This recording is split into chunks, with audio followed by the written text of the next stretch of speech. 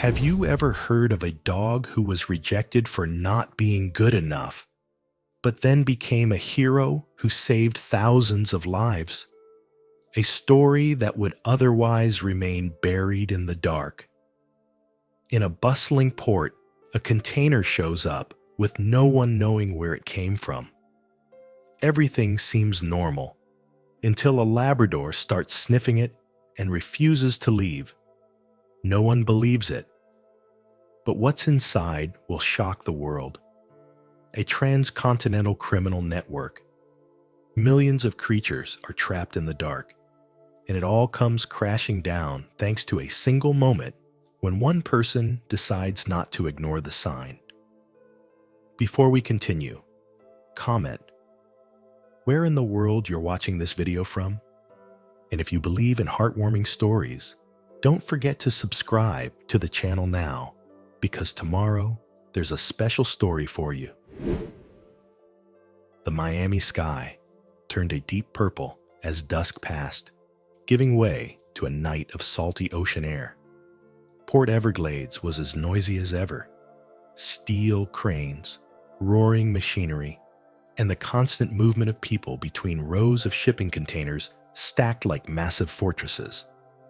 Ethan Walker pulled up the collar of his jacket, taking a deep breath. He was used to this pace of life, busy, stressful, sometimes dangerous. But tonight, something about it felt different. Beside him, Cooper, his yellow Labrador retriever, walked with sure but alert steps.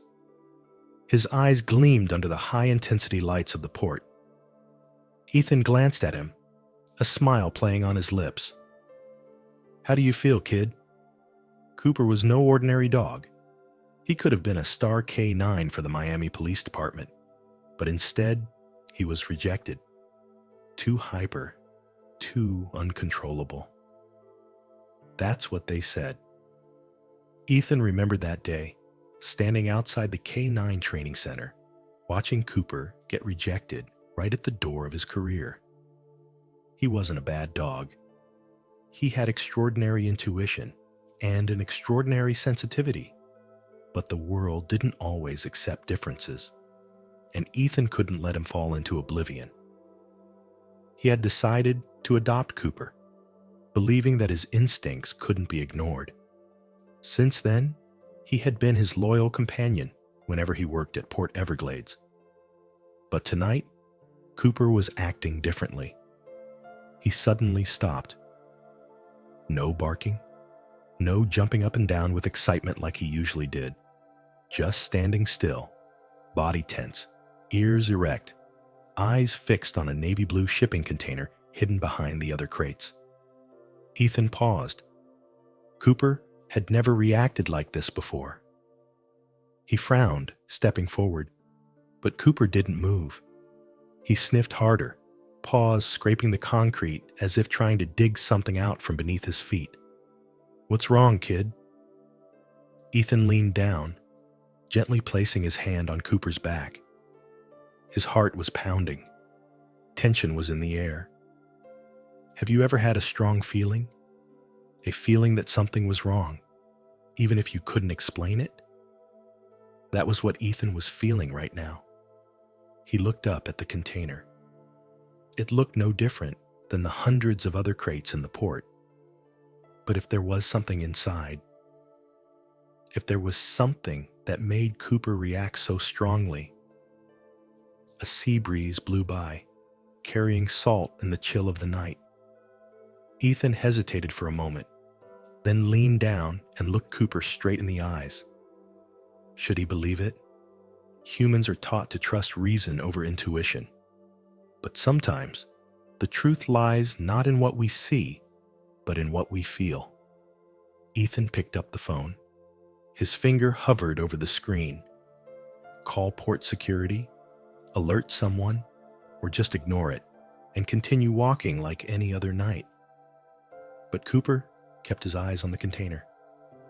Ethan swallowed. A strange feeling ran down his spine. Something was lurking inside. And if he ignored this sign, what would happen? Little did he know that in a few minutes, everything would change forever. Cooper didn't move. Ethan tugged on the leash, signaling him to keep moving. But he was frozen, his front paws digging into the cold concrete. A soft hiss. Ethan could feel Cooper's muscles tense beneath his palm. His eyes never left the navy blue container, as if something inside was drawing him in with a powerful pull. Ethan's heart was pounding.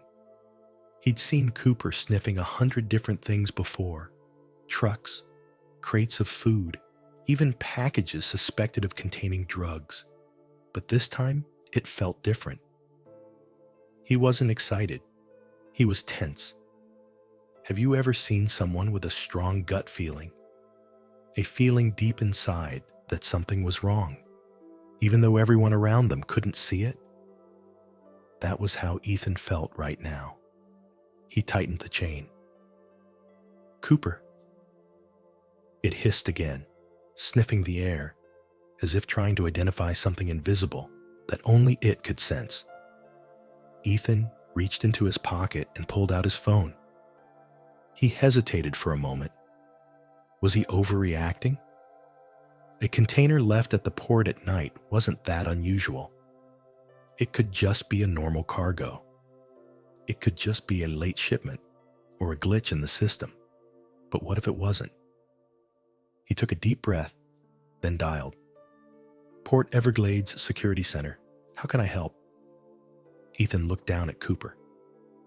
He was still standing there, as still as a statue, his eyes unblinking. His instincts told him this wasn't normal. I think you should send someone to check out a container. There's something wrong with it. 30 minutes later, a siren blared. A sleek black SUV slid into the dock area, tires screeching on the cement. Federal Agent Jordan Matthews stepped out, followed by a team of heavily armed customs officers. He advanced on Ethan, his eyes scanning the area. Walker, right? Jordan asked, his voice low and firm. Ethan nodded. Yes, I called because my dog, Cooper, he reacted very strongly to this container. Jordan glanced at Cooper, who was still standing motionless in front of the navy blue container. His eyes narrowed.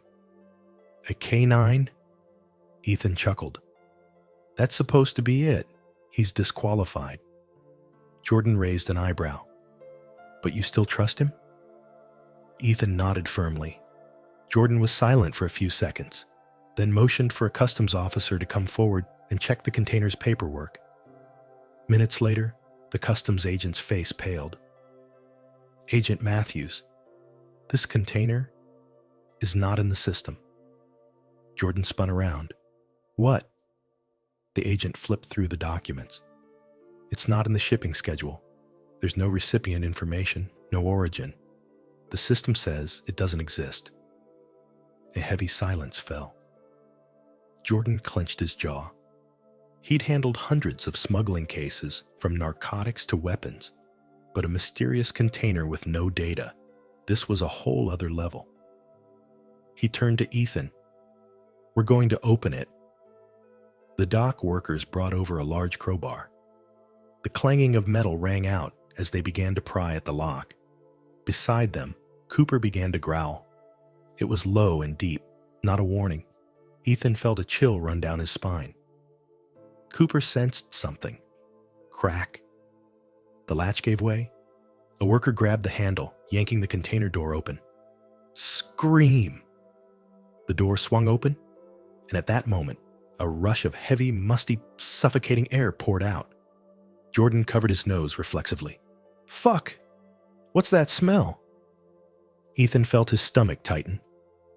Cooper took a step back, but his eyes remained fixed on the inside. An agent shined a flashlight inside.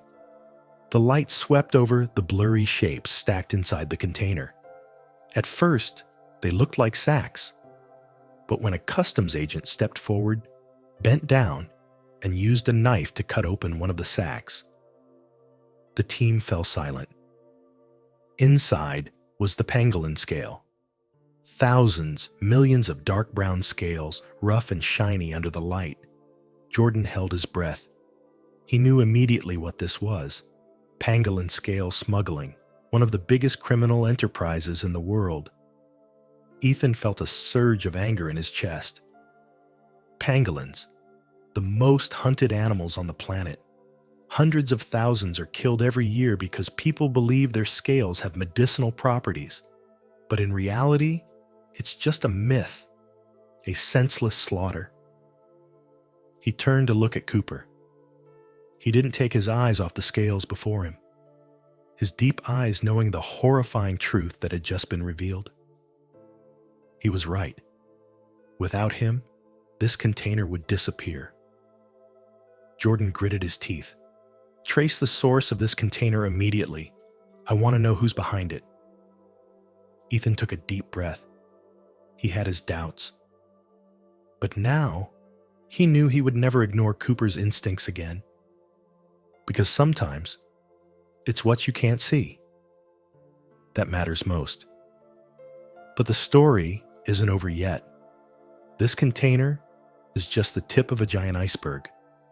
Little did they know, this investigation would open the door to one of the largest wildlife trafficking cases in American history. And Cooper would continue to play a pivotal role in this fight. Stay tuned for the next part. The space around the container fell suffocatingly silent. No one said a word. Everyone just stood there, staring at what was pouring out of the sack. Small, sharp pieces, stacked like shells. But they weren't. Pangolin scales. Millions of them. Jordan bent down and picked up a scale. He turned it in his hand, the light from the flashlight reflecting off the rough, jagged surface. The lines were like the etchings of an unspeakable tragedy. Ethan felt his chest tighten. He'd read about the wildlife trade, but this was a different experience altogether. The sea breeze still blew, but the chill he felt was no longer from the steam. This wasn't just a normal smuggling operation. This was a crime. A customs officer stepped forward, turning over more sacks. All were filled with pangolin scales, stacked, dense, like a graveyard of thousands of nameless lives. No one knew for sure how many pangolins had been killed to collect them. 100? 1,000? More? They had been gentle, slow creatures, curling up in fear when hunted. But this time, there was nowhere to hide. The scales no longer belonged to their owners. Ethan felt his eyes burn. How could humans be so heartless? How many people in this world would slaughter a harmless animal for baseless beliefs? Jordan gritted his teeth. We need to know who's behind this. Another agent quickly flipped through the documents, wedged between the sacks. The pages were covered in smudged fingerprints, numbers, and shipping codes scattered about. But then a name caught their eye. SAVANNAHIMPORTSLLC. Ethan glanced at Jordan. Where is this company? Jordan frowned. Turning to the next page. Registered address. Houston, Texas. The name was familiar to him. Years ago, Savannah Imports had been suspected of being involved in a transnational ivory trafficking ring. But they had always gotten away with it. No hard evidence could ever tie them to it. But this time, it was different. This time, they had irrefutable evidence. Jordan turned to the agents. I want a team to check immediately. We're going to search the Savannah Imports headquarters. Ethan felt his heart beat faster. He looked down at Cooper. He was no longer growling, but he was still standing, staring at the pile of scales in front of him. Perhaps he was sensing something too. Little did they know. This was just the beginning of a much larger war. The next morning, Ethan and Cooper were on the first flight to Texas at Jordan's behest. The sun had just risen, painting the Houston sky a brilliant orange. But Ethan felt no sense of peace. He knew this case was bigger than anything he'd ever been involved in. The SUV sped down the highway, heading toward the industrial park where Savannah Imports was located. From the outside, it looked like an old warehouse. Nothing special. But according to the documents they'd found in the container, this place was more than just a transit station. It was the heart of a criminal network. Jordan's task force was ready. Armored vehicles were parked around the area, each agent fully armed, gun in hand. Ethan put his hand on Cooper's leash. He was tense, but ready. Jordan raised his hand. Begin. The heavy metal door swung open with a hard push. Flashlights swept everywhere. No one said a word. And then, everyone froze. Inside the warehouse were hundreds of metal cages, stacked on top of each other. Each cage held a dying creature. Pangolins, rare turtles, South American macaws, even a tiger cub. Eyes wide in the darkness, desperate, awaiting a tragic fate. Some of the animals were too weak to react. Others were trembling, trying to crawl into the corners of their cages to escape the light. Ethan felt a lump in his throat. This was no longer a pangolin scale trade. This was one of the largest wildlife trafficking centers in the United States. Jordan gestured. The agents stormed in, each group searching the warehouse. A few gunshots rang out, not from them, but from those trying to escape. But they had nowhere to go. The raid lasted only 15 minutes. When it was over, a dozen people were in custody, and tons of paperwork and data had been seized. Savannah Imports was no longer a mystery. Ethan walked through the cages, his hands clenched. These creatures, if they didn't get there in time, where would they go? Some wealthy buyers would keep the tiger cub as a pet. Some fancy restaurants would turn the pangolin into a delicacy. He looked at Cooper. He wasn't growling anymore. He just stood there, looking at each captive, as if he understood that he had just saved hundreds of lives. Ethan leaned down, patting his head gently. "You did it, kid."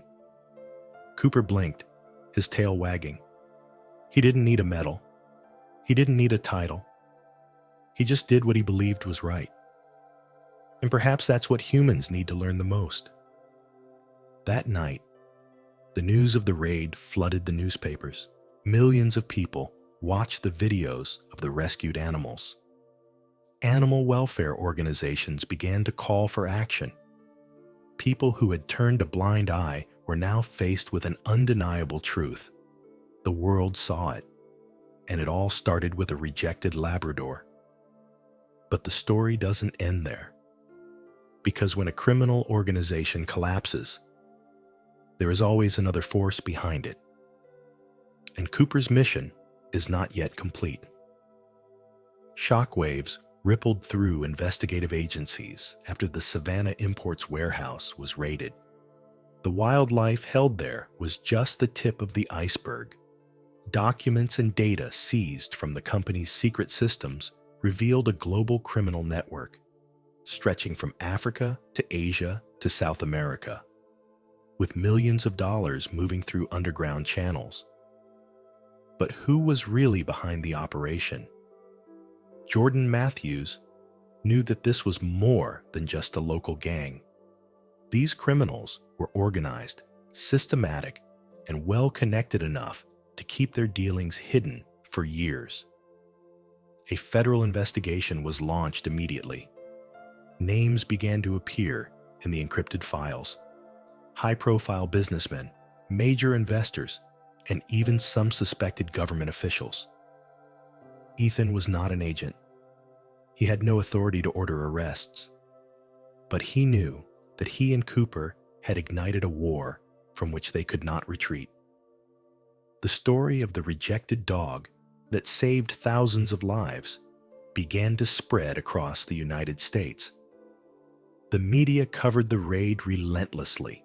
Images of rescued animals, empty cages, and agents flipping through secret documents all made headlines.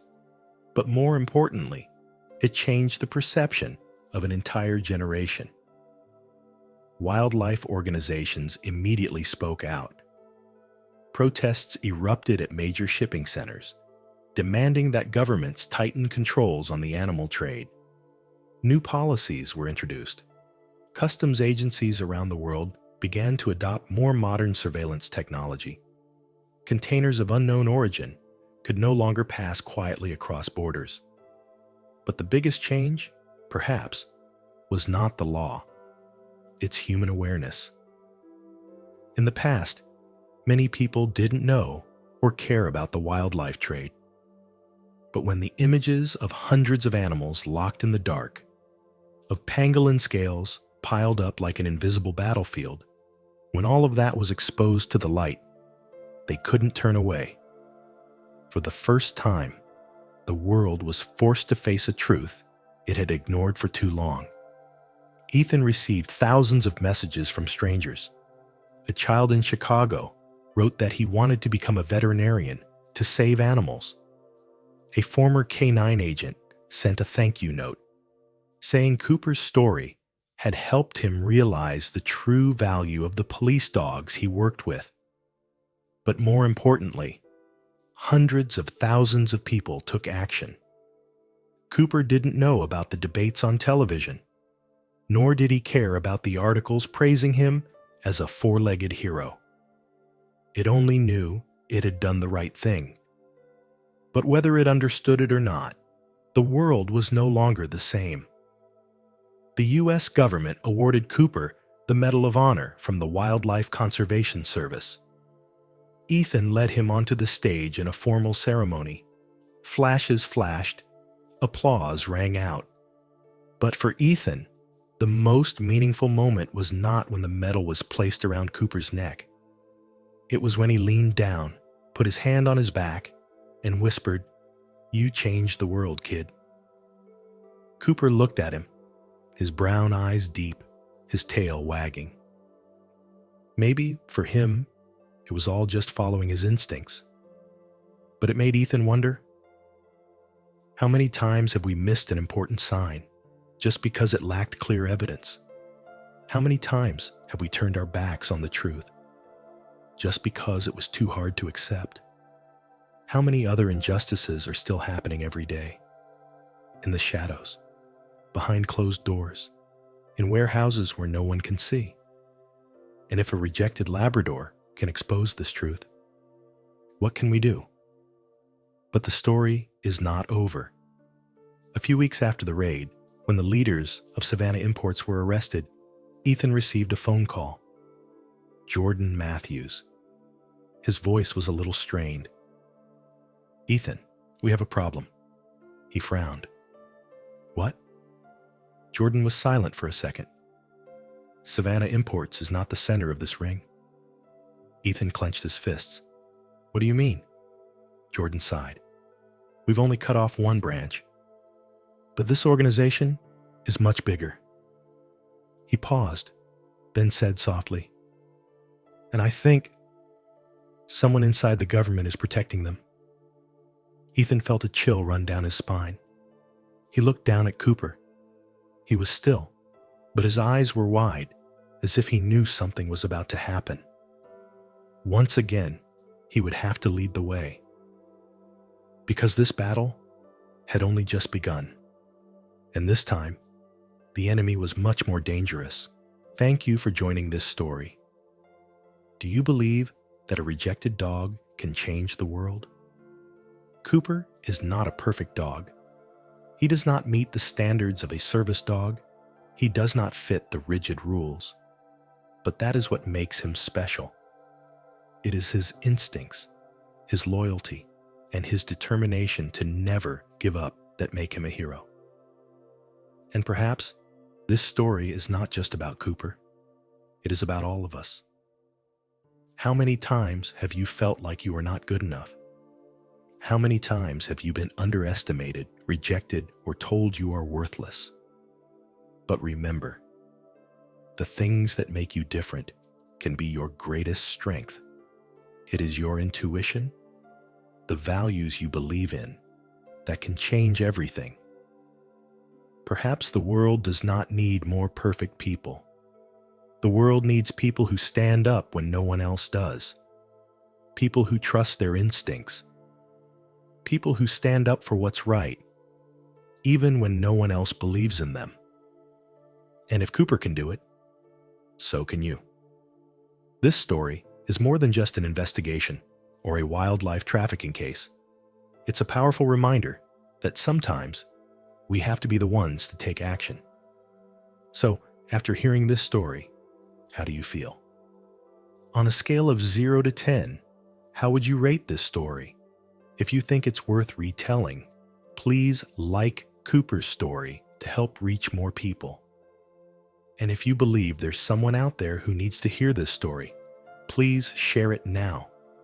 Because you never know, you might just help someone else see their power. But you think this is the end? There's a secret we haven't revealed yet, a bigger mystery, a more dangerous enemy, and a war no one expected. Are you brave enough to continue reading? If so, hit subscribe and don't miss the next story. Because Cooper's journey isn't over yet.